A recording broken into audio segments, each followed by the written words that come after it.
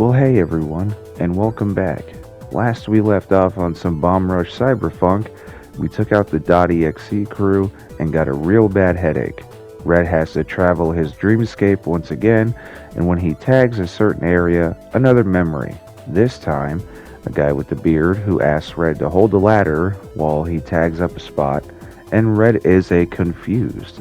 As he's on the ladder next to him, turns out when Red looks down, he sees Foe and wakes up, kind of, and sees a ladder smashing to the ground.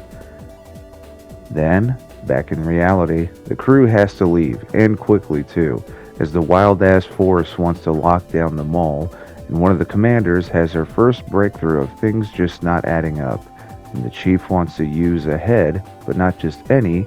Turns out they have Foe for Project Algo. Things just got complicated.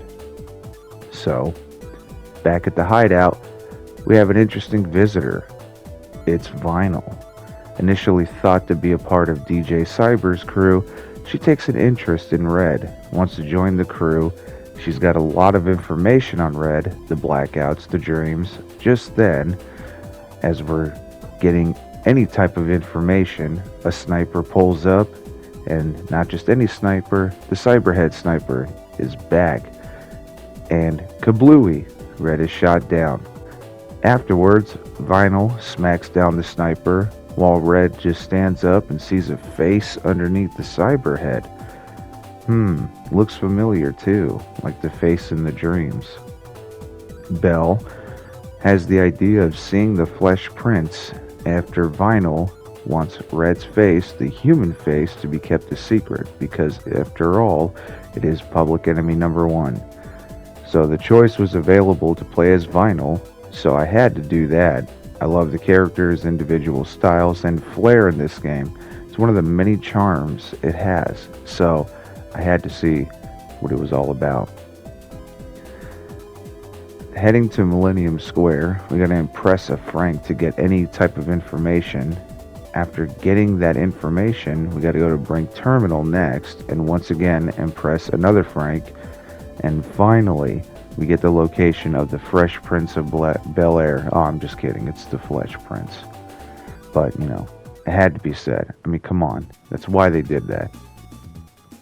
Surprisingly, the prince has a lot of honor in this situation. Very weird amount of honor. Very willing to help out a rival crew, which really took me by surprise, but we move. Bell takes a picture next to the dazed Red until the prince fixes him up, and Red has some weird vision, able to see and notice his own face tattoo that he recognizes. Turns out that face is public enemy number one, as we said before. Red keeps deciding that he doesn't care what he used to be because he wants to carve out his own identity. So after that whole kerfuffle, the next crew that they have to take down is on Pyramid Island, which is the island that was locked up far from a distance. But the crew's name is Devil's Theory, which I gotta admit is a wild name. I've been wanting to go to this island since I first saw it from a distance. I wondered how we would get there, maybe a new boost pack, maybe a different kind of tricking style, but it's just a ferry ride. Nice and simple.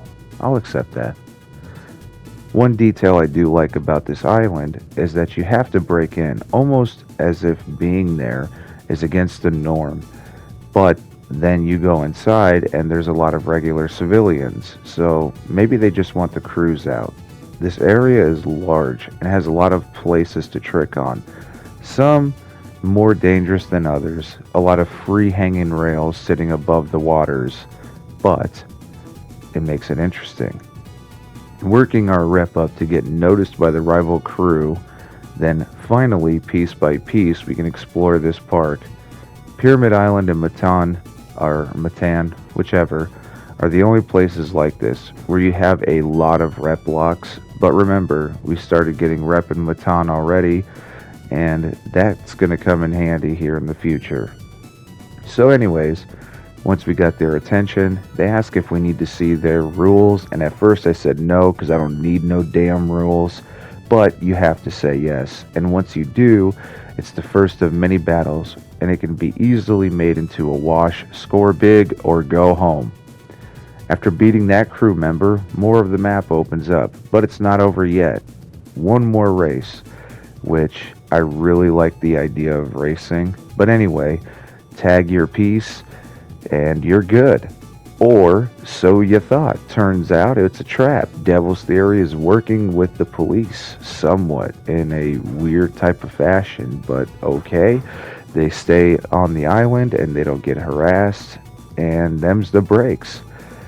After dealing with all of that, you get more rep, defeat more members along the way so long as the rep calls for it, and finally you can face them, except you get kicked out and it's another trap. More police arrive, and once you deal with them, you get told that you can't take a hint. I really don't know how this crew is accepted as standard, but we're still moving. Finally, the real challenge begins, as designated by the old heads. And when you take down their crew, you're told it's just a battle, the war isn't over. That's also when Solace notices Red's head is his friend's head, which he wasn't there during all that stuff, so I mean it makes sense. Bell was just looking through photos, and he starts bugging the hell out about it. Okay, that's weird. Just as he starts telling us about it, we hear Vinyl screaming from a distance though. So we give chase. Who knows what could be going on? We make it all the way to the top, and that's when we are met with DJ Cyber holding her above a cylinder, and we challenge his ass to a 1v1 because he's a bitch ass motherfucker. And he loses not one time, not even two times, three times. Three times the loss. And that's because we paid the cost to be the boss. But anyway, that's when Cyber asks Red, when are you gonna remember? Which leaves him yelling for his crewmates, which is wild. He just goes, Trice and Bell, and then gets passed the fuck out. It's not like Cyber knocked him out, he knocks himself out. But anyway, enter the dreamscape. This time, Red is dressed differently. It looks and feels different. It's not as spaced out, it's more tangible, more concrete, as if we were gathering our thoughts for the first time. Once we get to the goal point, we get more insight on who Felix is. Felix, being the face of Red, turns out to be one of the big three, a legendary graffiti artist who notoriously never used a boost pack. Remember that. Also, he had an angel tattoo, or angel wing tattoo rather, because that's the only wing he needed. That was his reasoning for it. And when he's on the cusp of remembering what Foe did, more about the character who we have been looking for, he wakes up. Red/Felix, I'll just start saying Felix, wakes up, and when Cyber asks, how was it? And starts speaking about never wanting to kill again and that it was out of necessity and a reason, Felix just immediately punches the shit out of him. And he tells Felix, well, I had that coming. So, Felix needs to go all city to retrieve all of his memories. But, since DJ Cyber Crew is next, he's not going to make it easy, but he wants him to, retrieve his memories. So we also get told about Foe's head. I mean, as far as we knew, Cyber had it. Turns out the police have it, and they're using Foe as the centerpiece for Project Algo. Foe being a double agent in a way, giving them all the information about the scene. Supposedly he's feeding misinformation to lure out all of the crews and literally kill them all to be the All-City King. Going to extreme lengths, even trying to take out Riventold, which was that commander we met at Versum Hill, is just wild. So after all of that information, Solace wants to join the crew officially, and Felix and Trice are both like, what the hell? No. And Belle just yells, sure! And we all leave. And with that, we make our way to Matan. There's a lot going on. There's so many moving parts, and this is the pinnacle, the point in which everything that was gets flipped on its head to what it's going to be. So, as I said before, we already went to Matan before. We got some rep in Matan, so as we start doing this section where you're supposed to go to Matan, it was actually kind of funny.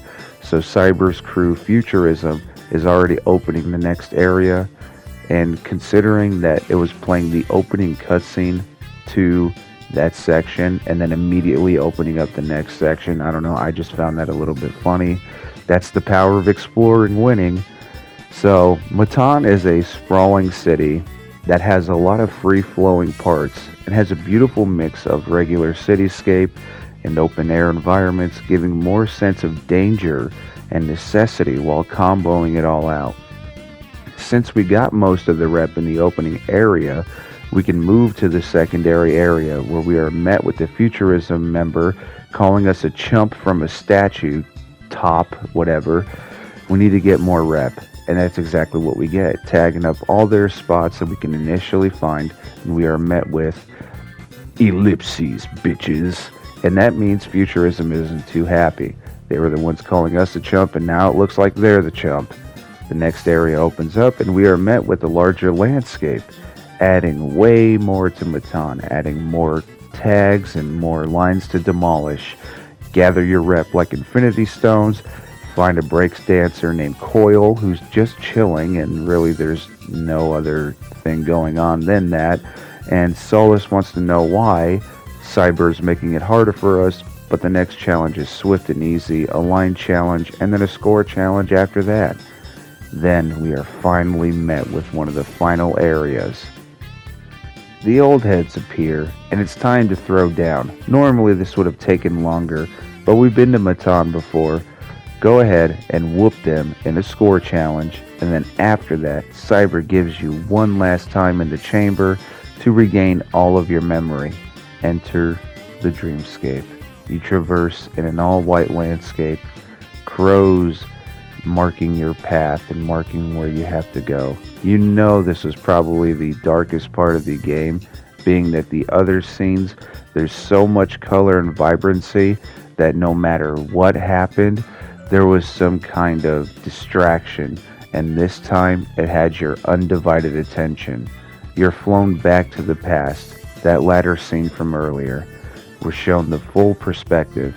Felix was always a cool guy, and Foe was jealous of that, jealous of how much he wanted to be all city, angry because he was the police chief's son, who protected Foe from any charge, being that he's misunderstood, being that he's jealous by nature, being that he was still accepted by his peers and it wasn't enough, even as far as Felix taking Foe under his wing. Still, Foe wants all city by any means necessary, and by that, he just kills Felix by kicking the ladder from underneath him, sending Felix to his doom.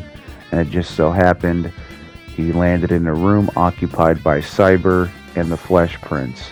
They save Felix's head, installing it into a cyber shell, and once they find that body, anybody to recover that head, their plan to restore Felix begins. So then, you're sent awake. Just as you're getting crowned, an unpleasant visitor arrived. It's alive. Project Algo, Foe the Fake, which by the way, I love. Foe meaning fake. But anyways, this was way sooner than anticipated, but we have no choice but to handle it now. So, commence the battle. The first stage of the battle was easy, and I thought to myself, well, there's no way it's going to be this easy, and then that's that. It's reminiscent of the battle on Versum Hill, grinding up to certain parts, tagging the section, and then winning. But, no. A cutscene emerges, and Felix tricks up into the air, and when Foe emerges, he catches him, and just rips his head apart for the third time. My boy is just disrespected. So, then appears Rivet Hold, who has Felix's original body and agrees they all want the same thing. Now, why Felix was the only one able to stop Foe, I don't know, but there's also like, 10 crew members there, so we move. So, awake and alive, Felix has a new resolve. The way to where Foe retreated is through a hidden entrance that they tag up, and from the Minotaur, the rails of sticks appear. Don't quote me, I'm just being poetic. Anyways, now it's on. Traversing from billboard to rooftops, we get to the mess of tangled rails as our landscape, and in the middle of the mess is Foe. We roll. The battle was an absolute banger of a battle. a chaotic mess of rails as your only foothold and working your way up to break down foes' mechanical dragon-like shell. Piece by piece we work it down, and finally we get an opening, and as the shields come up, all of the crew and friends hold up the plates for Felix to headbutt the ever-loving shit out of foe, breaking the cyber shell, and Felix is complete, both in memories and life, and what he's accomplished with all of his crew together. The roles reversed, seeing foe fall down and Felix from above, a glimpse of the past, as if it was never in that style or regard. The finale is over. We were left with the crew celebrating when Cyber congratulates us and says, "Don't get too cocky." Felix thanks him again for his help, and then commenced the breakdance. BRC is all city. And with that, we have the post game, where there's still so much content and all the other crew leaders, even some hidden potential crewmates, to join BRC after some challenges, of course. But the city is once again paradise. Now, with the game being over, let me just say one thing. There is a lot. Even if the game didn't have the story, it would be good. There is just something so great and satisfying about playing this game. It feels so current, yet so nostalgic, and has a wonderful blend of play style and just style in general, from the graffiti, from the tricks, from the flair it's got, and even the outfits are fun, getting the different outfits that you can get. There is still a lot to do in post-game too, which I adore. I do love that they add more challenges. I do love that they add more tags and all that stuff. Finding maps to find secret areas, and there is so much to do. There's even secret areas that are just if you can find them type of thing. In other words, they have no real significance other than just you got to explore to find it. And I love that. Now, from what I understand, there's a sequel in the works. It's going to be called Cyberfunk, and I am so excited for that. Any challenge that this game has had to offer, whether it was or wasn't simple, like if it was a simple challenge, then it would be like, oh, okay, score challenge or whatever. And some of the line challenges would pose like some skill level to be involved. It was still fun. Like the challenge that this game gives you is just fun. It is so satisfying to do too. Like just being able to just tear up any landscape and being able to kind of free skate or free roam on bike or rollerblade wherever you want it, or even parkour. I mean, from what I hear, I guess they're going to have more to do with parkour in the second game. It's going to have, like, there's some aspect of it here, but it's going to have more parkour segments, which I think is going to be cool. Like, you can run across the billboards in this. You can tear up certain spots on foot, do tricks, and obviously you have the fighting. But if they're going to do more with it, I'm excited to see how they implement it. Like maybe if something happens to one of your boards or something happens to your rollerblades, you have to go on foot, and then you would have to go, get a new set or whatever. Or if you just have them unequipped, like in your backpack or whichever, you can travel on foot. It's going to be interesting, and I'm here for it. I am so glad that I did play this game. I've always been interested in this game, and I have just been blown away by even the story. I mean, they didn't have to go that hard in the story either. I mean, really, you could have just had like a simple story, but even the story was complex and made you question who Red really is. Even at certain points in the beginning, you're like, well, what is going on here? Because like the dreams, the blackouts, and everything that was going on with Red. And what's kind of funny is even the voice. Like you hear Foe's voice in the beginning, and then it changes when it's Red. Okay, like you would think they would keep it similar since it's Foe's body, but it changes. And when you play as Felix, the voice is the same, But all that's different is you don't have that harmonic dissonance of it being like a cyber head. So it's just a human voice. And I find that little, just that little tweak, I find that so incredible. I mean, it was well thought out. The story is so good. And if the story was this good and kind of puts a nice patch on everything, I can't wait to see what they do with the sequel. I mean, we're here for it. We're going to play it. Probably going to live stream it too. I mean, hell, let's be ever so serious. So, whenever that releases, I'm here for it. And also, what I do like too is they gave a lot of independent artists a chance to shine. I think, all of the music actually. I think there's only a couple songs where maybe it was a bigger name, like Too Mellow is a bigger name, and I think that's because of Super Best Friends. Like Wooly from Super Best Friends. I think he enjoys Mello's music, but still, you gave a lot of independent artists, mostly all independent artists, like a chance to shine, and like just the soundtrack, and then playing the game to that soundtrack, and then tagging stuff up while hearing those songs are just so wild and fun. It's just a perfect blend. I mean, I know everyone's gonna be like, well, it's just like Jet Set Radio, but it is different. It is different. If you played those games and then you played this, it is different. It has its own beauty and its own style, and I'm here for it. So, I've rambled on about this game and how much I love it and how much I care about the style, and I can't wait for this sequel. But I want to know, what did you guys think? If you've played this game before, what did you think? I mean, it's got its charm of being funny in spots. It's got so much depth of character, surprisingly. And I just want to know what you all think. So comment down below and let me know, and then we'll go from there. So with that, everybody, I'm so excited to just keep playing this and 100% complete it. And who knows, maybe I'll do a video to see what you unlock when you 100% complete Bomb Rush Cyberfunk. But with that, everybody, we're going to go ahead and cap it off here. So thank you all for watching. Thank you to the developers at Team Reptile for creating this masterpiece.